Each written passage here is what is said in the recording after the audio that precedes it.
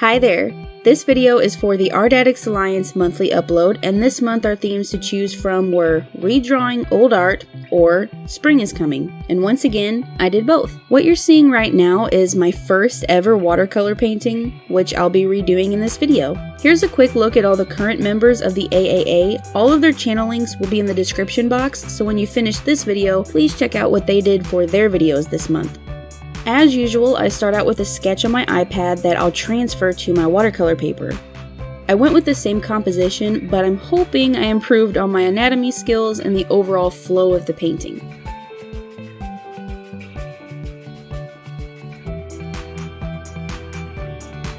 I used a masking fluid to block out where all the flowers and petals would be in the painting. This way I can paint the hair and the skin without worrying about losing the placement of my flowers. Something I did not do in the original, nor what I had even thought to do.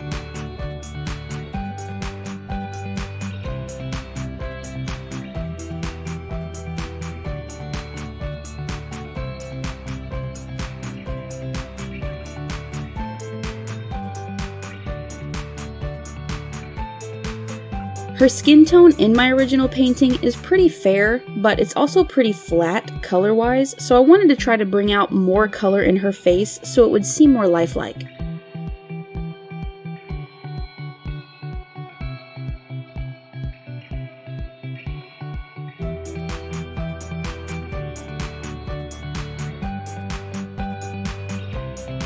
I started by laying a pretty even wash of color over her face and neck, but then I cleaned my brush and used it to pick back up the color on her cheekbone and the bridge of her nose to show that area as more highlighted. Listen to me, I actually sound like I know what I'm talking about. I guess Kiki's decided to lay in front of my microphone now, so if you can hear her moving around or purring, I'm sorry. I also went pretty heavy with the blushies on her nose and cheeks. Normally I'm too afraid to overdo it, but I'm never usually satisfied with the color variation of the skin. So this time I just really went for it and laid a big puddle of red on her cheek and the tip of her nose and just let it soak into the paper, blending out the edges with a clean wet brush. I'm actually really happy with how the skin turned out and can't wait to try more skin tones with this technique.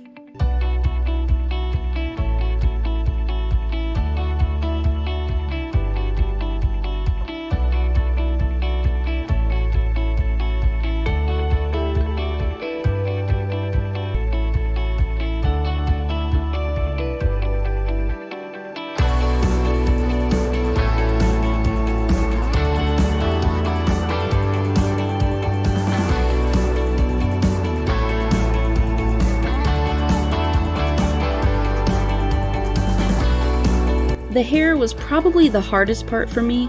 I wanted it to look semi-realistic, but that was really tricky with the hair having so much movement. I also should say that this is actually my second attempt at this painting. The first time I tried, I didn't keep enough separation between the hair sections and it was just like a wall of hair, kind of like the original but bigger. I got a bit more separation on this go-round, but I wish there was some more white peeking through.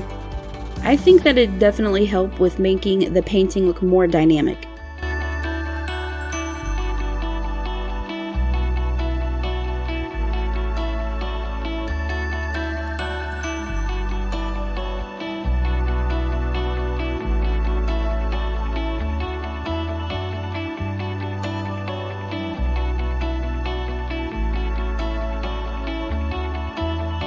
I was really trying to push the shadows on the face without overdoing it, because contrary to what you may think, I think the focal point of the painting should still be her face.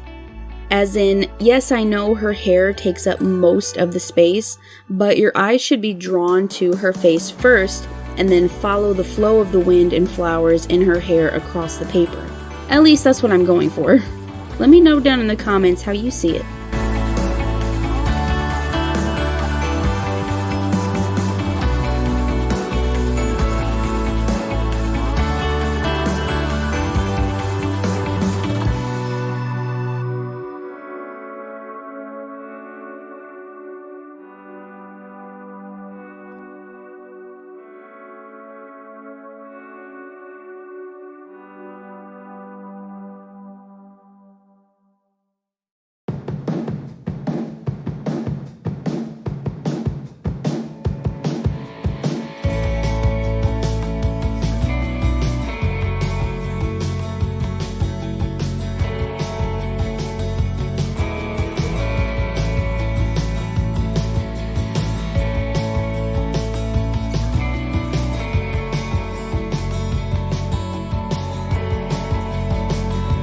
In the original, I didn't use colored pencils, only paint.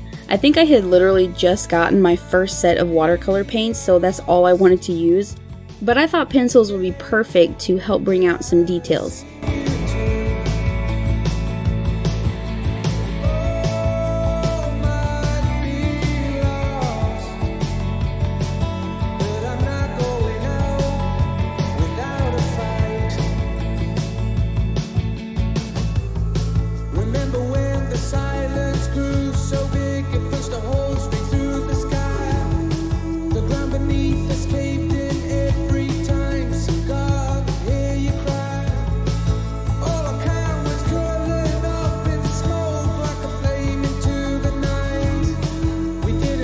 And I did also use some white acrylic paint to try to bring back some of that white space between some sections of the hair.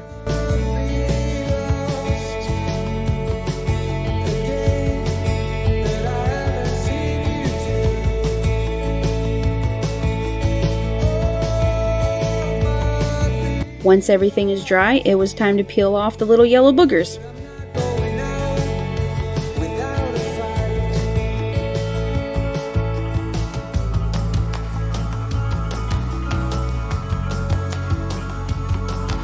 Similar to the original painting, there are still flowers being blown around her, but this time they are more of springtime colors, whereas in the original is more of a fall vibe. I also changed the composition of the flowers and the petals. Instead of swirling like a vortex around her hair, to swooshing past her in a more realistic way. I really like the one that looks like it's tucked in her hair behind her ear.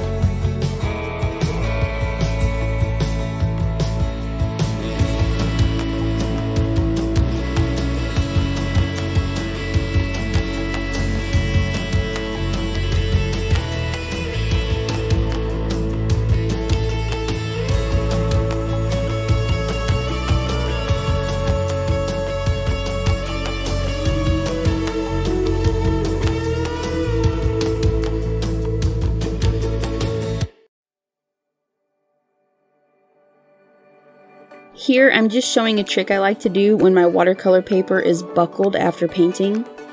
Just flip it over, spritz with water, and then lay something fairly heavy on top of it and it will dry nice and flat. I also wipe down any water from the spritzing before laying the art back down, just so none of my paint gets lifted or smudged. I am adding more paint after doing that, but it's gouache with much less water, so buckling shouldn't happen again. I just wanted to deepen some of the shadow areas in her hair. And after going over some of the lines with some sparkly gel pens, here's the finished piece.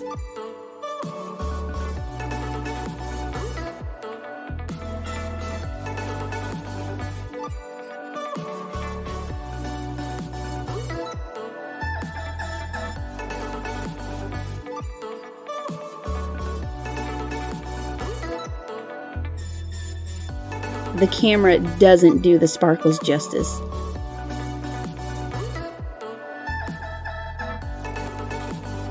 And the side-by-side. Please let me know down in the comments which one you like better or if you think I've improved. I've got a couple of much older drawings that I thought about recreating, so let me know if you'd be interested in seeing more videos like this one. Don't forget to like this video if you liked it, sub to my channel for more artsy videos, and turn your notifications to all so you never miss an upload. Please also check out the other members of the Art Addicts Alliance down in the description. Thanks so much for watching, bye!